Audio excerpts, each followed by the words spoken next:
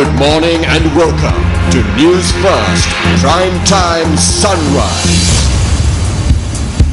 Today is the 31st of December 2015. We have come to the end of the year.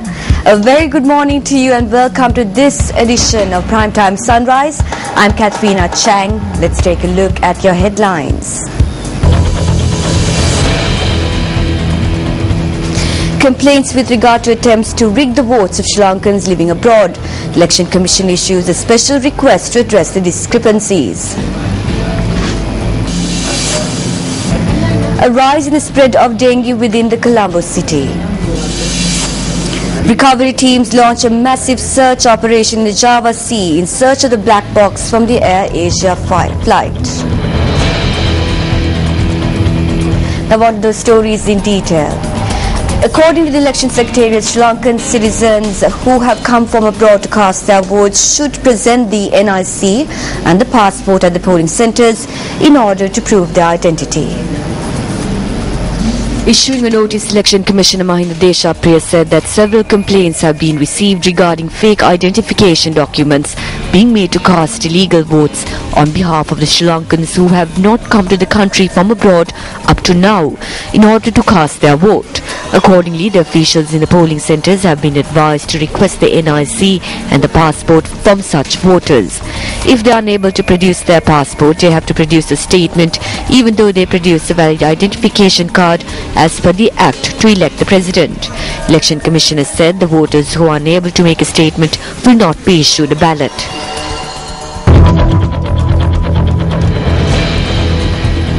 Now, with the inclement weather condition, the Colombo Municipal Council notes that there is a rise in the spread of dengue within the Colombo city. Chief Medical Officer of Health, CMC Dr. Ruwan Vijayamuni notes that a number of dengue patients were reported from the Matakule, Cinnamon Gardens, Kirula and Kurulapana Modere areas.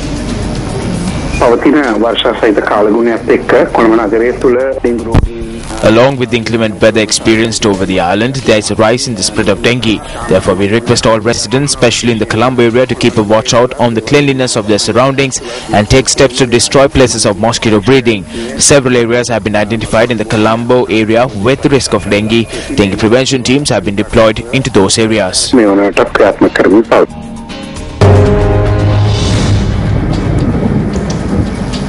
Deputy Director of the Disaster Management Centre, Pradeep Kodipilli, notes that signs of water receding in several areas affected by the inclement weather condition could be witnessed. So, situation coming down with the reports of the disaster management centres in northern, especially northern and northern area. So many areas being inundated and water is receding at the moment. So relief things going complete in 24 hours. So people even just after the disaster post-disaster relief services also been started with 5,000 rupees one family to get clean and clean for the cleaning purposes as well. So affected and displaced both being given the relief, and 117 number is already open for 24 hours. All the relief and all coordination measures for the people. And the warning has extended on all the hilly and mountainous areas, so people need to be very vigilant, and if there is any sign of landslide, people need to be evacuated. And so for the relief from Ministry of Disaster Management and Disaster Management Centre, National Disaster Management NDRSP, and all other officials are coping with the situation under the supervision of the District Secretary that the ground level situation is handling, and Triforce and police giving the police cooperation for that. Meanwhile, the Ministry of Disaster Management Centre says that the funds given to those affected have increased to 5,000 rupees. Speaking to News First, the Minister of Disaster Management, Mahinda Amaravira, said that the necessary financial allocation for this purpose are being handed over to district secretariats so far. ආපදාවට ලක්වුණු ජනතාවට දෙන සහන සම්පූර්ණ අපි වැඩි කිරීමක් කරා. ඒ අනුව real 5000ක We have increased the amounts of relief granted to those affected. Accordingly, at the initial stage, we issued an allowance of 5,000 rupees. Apart from that, we grant dry rations for 2 weeks, which amounts to 3,000 rupees. An interest-free loan of 50,000 would be given from state banks to those who lost their furniture. At the same time, every child in these families would be given school equipment worth 2,000 rupees. We have also taken measures to reduce the electricity and water bills of these houses. ජල පිටපත් අඩු කරන්නත් අවශ්‍ය පියවර ගන්නවා. ඒ සඳහා අවශ්‍ය මුදල් ප්‍රතිපාදන අපි දිස්ත්‍රික් ලේකම්වරුන්ට යොමු කරමින්. Meanwhile, the Department of Railways says that renovation work of the upcoming railway line from Nanoya to Padulla, which was blocked due to an earth slip, will be expedited. Railway Superintendent L.A.R. Ratnayaka said that up-country railway line commenced its journey up to Nanoya yesterday. 65 families in Udawata in Palle Pula in Hanguranket have been evacuated due to the risk of landslides. Nuvarela District Secretary DPG Kumar Siri urged the public not to be passive observers of the site. Speaking to Newsfirst, he stated, according to a special report submitted by NBRO, an artificial pond of about half an acre have been created on top of the hill. He added that the police have been advised to create a security point to stop the passive observers.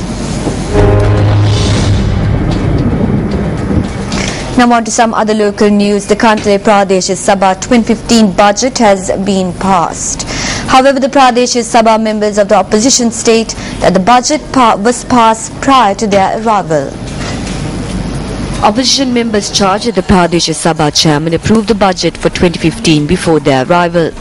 Subsequent to the rally held by common opposition candidate Maithripala Sirisena, in which 2 Pradesh Sabha members pledged their support to him, the structure of the Pradesh Sabha changed from 5 representing the government and 6 representing the opposition. When we arrived at the Pradesh Sabha, the chairman as well as the provincial councillors already have approved the budget. This is not done. That is why we are not in favour of the 2015 budget.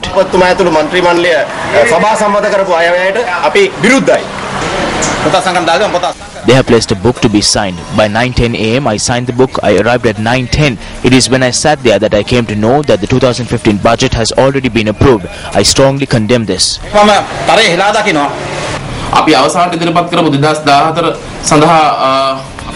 We unanimously approved the budget which was presented for the year 2015.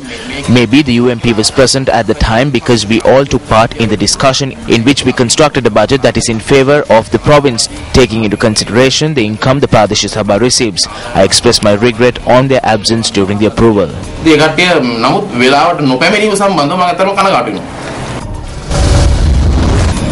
And we wrap our final edition for Primetime Sunrise for this year. We wish you a very happy new year and a very good morning and a welcome. See you tomorrow. Hotline 0114-896-896. www.newsfirst.lk. Feedback at newsfirst.lk.